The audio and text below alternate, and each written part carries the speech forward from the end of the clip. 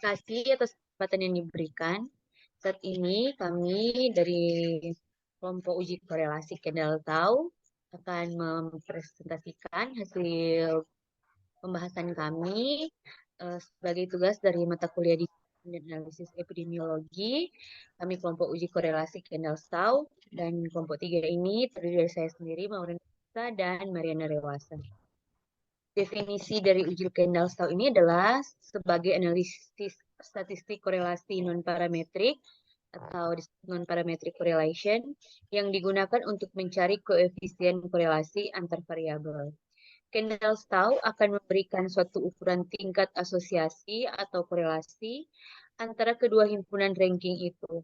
Bisa dibilang korelasi Kendall-Tau mirip dengan rank Spearman, namun korelasi Kendall-Tau mengukur tingkat kesesuaian. Untuk penggunaan uji Kendall-Tau ini, yaitu persyaratan penggunaannya adalah tidak dibutuhkan pengujian awal seperti pada uji normalitas dan homogenitas. Kemudian yang membedakan adalah pada uji Kendall-Tau digunakan untuk data atau subjek yang sama atau berpasangan. Digunakan untuk mengetahui hubungan antara dua variabel berskala ordinal atau dapat juga salah satu berskala ordinal sementara data yang lainnya berskala nominal atau rasio. Kemudian digunakan untuk mencari hubungan dua atau lebih variabel dengan data ordinal dan sampelnya besar, lebih dari atau sama dengan 30. Next slide akan disampaikan oleh Mariana. Baik, perkenalkan nama saya Mariana Rewasan. Saat ini saya akan melanjutkan presentasi tentang analisis data dari uji korelasi Kendall. Di sini ada contoh kasus di mana seorang peneliti ingin mengetahui apakah ada hubungan atau korelasi antara perilaku merokok dengan penyakit jantung koroner atau PJK. Dan juga ada rumusan hipotesisnya. Untuk H0-nya tidak ada hubungan atau korelasi antara perilaku merokok dengan penyakit jantung koroner atau PJK, dan HA-nya atau hipotesis penelitiannya ada hubungan atau korelasi antara perilaku merokok dengan penyakit jantung koroner atau PJK. Dan pertanyaan ini diberikan kepada 30 responden dengan menggunakan teknik pengambilan sampel secara acak atau simple random sampling. Nah, untuk tahapan uji Kendall sendiri, menggunakan program SPSS, ada 3 langkah yang perlu dilakukan.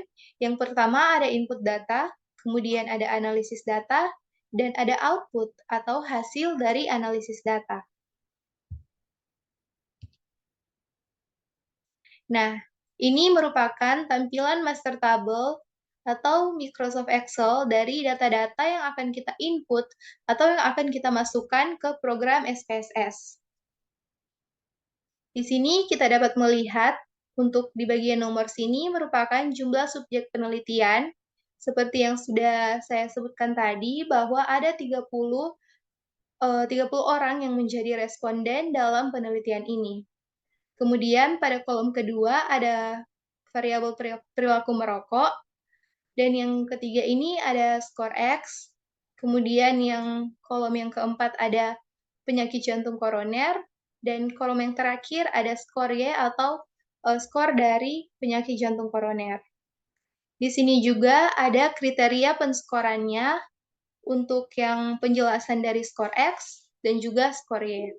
Nah, untuk kriteria penskorannya di sini pada variabel pertama yaitu perilaku merokok, bagi yang menjawab merokok atau bagi yang perokok diberikan skor atau diberikan simbol 0, dan yang tidak merokok diberikan simbol atau skor 1.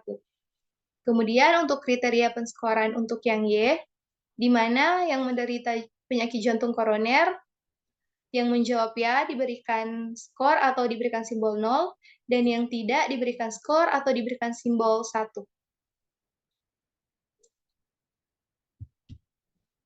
Nah, selanjutnya kita masuk pada tahap analisis menggunakan SPSS. Setelah proses penginputan data yang tadi melalui master table atau melalui Microsoft Excel, kemudian kita buka program SPSS. Berikut merupakan tampilan dari data view dan juga variable view dari program SPSS. Dan di sini kita sudah memasukkan atau menginput data yang tadi sudah kita lihat bersama di master table atau Microsoft Excel. Dan di sini pada bagian variable view, kita melihat untuk name ini merupakan nama dari kedua variabel yang tadi, yaitu perilaku merokok dan PJK atau penyakit jantung koroner. Kemudian tipenya numerik. Dan di sini untuk jenis datanya yaitu ordinal.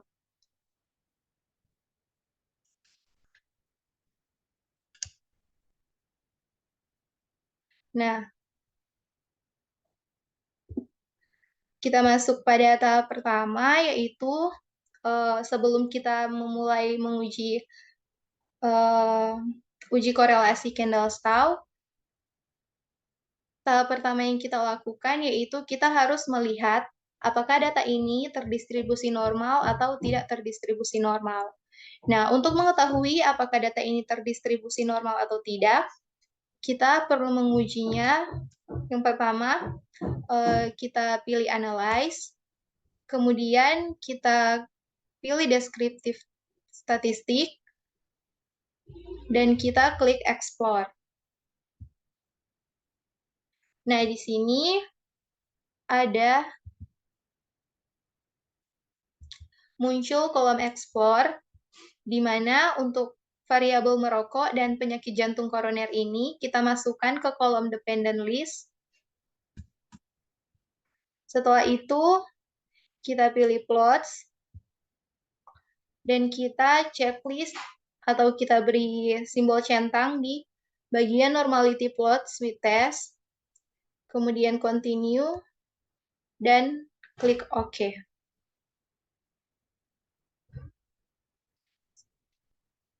Jadi, berikut merupakan hasil output dari uji normalitas atau test of normality yang sudah kita lakukan tadi.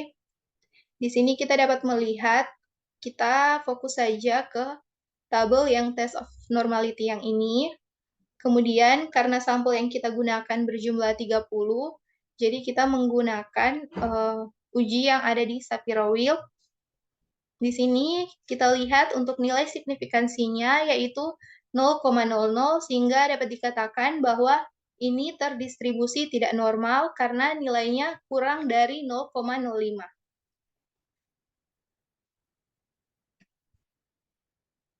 Kemudian kita kembali lagi ke bagian variable view dan data view.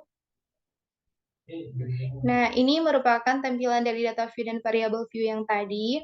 Karena kita sudah mengetahui bahwa kedua variabel ini datanya tidak terdistribusi normal, sehingga kita dapat melanjutkan ke uji Kendall-Staub.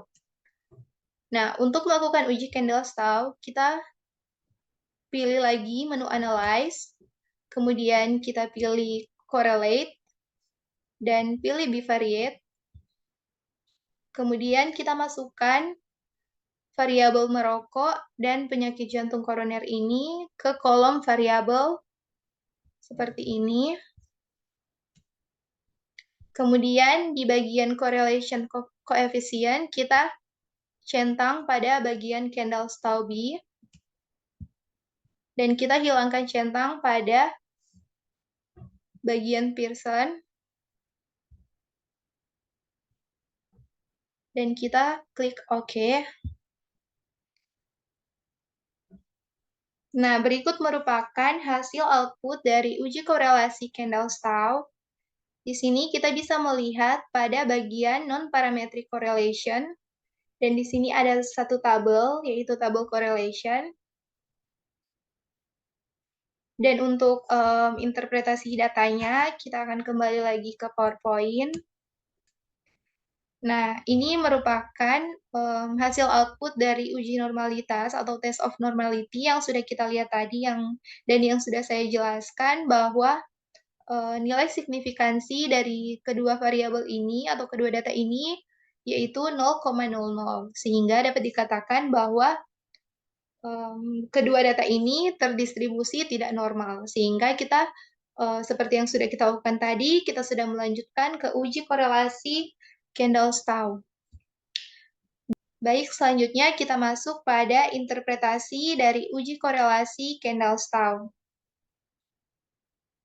Jadi, pada uji korelasi Kendall ini ada 3 hal yang perlu diperhatikan dalam membuat interpretasi terhadap hasil output. Nah, untuk yang pertama, yang perlu kita lihat yaitu hubungan antar variabel berdasarkan nilai signifikansi. Nah, di sini kita dapat melihat ini merupakan hasil output dari uji korelasi Kendall. Di sini kita fokuskan ke bagian signifikansi atau signifikansi to tail, di mana diketahui nilai signifikansi atau sig to tail antara variabel merokok dengan PJK adalah sebesar 0,00 atau kurang dari 0,05. Maka dapat disimpulkan bahwa ada hubungan yang signifikan atau nyata antara kedua variabel. Sehingga ini dapat menjawab hipotesis yang sudah kita buat tadi, di mana H0-nya ditolak dan HA-nya diterima atau hipotesis penelitiannya diterima. Kemudian yang kedua, melihat tingkat keeratan hubungan antar variabel. Nah, di sini seperti tabel juga yang tadi, tapi kita fokuskan ke bagian correlation coefficient, di mana diketahui nilai koefisien korelasi atau correlation coefficient antara variabel merokok dengan PJK adalah sebesar 0,934. Maka dapat disimpulkan bahwa hubungan antara kedua variabel adalah sangat kuat. Nah, ini kita dapat melihat di sini pada tabel ini bahwa untuk correlation coefficient ini sebesar 0,94. 0,934 ini berdasarkan interval koefisien dia berada pada 0,80 sampai 1000. Sehingga dapat dikatakan bahwa tingkat hubungan antara merokok dengan penyakit jantung koroner adalah sebesar 0,934 atau dapat dikatakan tingkat hubungannya sangat kuat. Dan di sini kita juga dapat melihat bahwa di bagian correlation coefficient ada 0,934 dan diberi tanda bintang 2 yang menunjukkan bahwa hubungan yang terbentuk adalah signifikan pada angka signifikansi sebesar 0,01. Jika kita membuat analisis dan didapati ada 1 bintang, maka hubungan yang terbentuk adalah signifikan pada angka signifikansi sebesar 0,05. Dan yang ketiga yang perlu kita perhatikan dalam uji korelasi Kendall ini, di mana kita melihat arah hubungan antar variabel. Di sini kita juga fokus pada bagian correlation coefficient, di mana diketahui koefisien korelasi antara variabel merokok dengan PJK bernilai positif, yakni sebesar 0,934. Maka dapat disimpulkan bahwa ada hubungan yang positif antara kedua variabel. Nah, berdasarkan pembahasan pada ketiga interpretasi dalam uji korelasi Kendall di atas, dapat disimpulkan bahwa hubungan antara merokok dengan penyakit jantung koroner atau PJK adalah signifikan, sangat kuat, dan positif. Sekian dan terima kasih.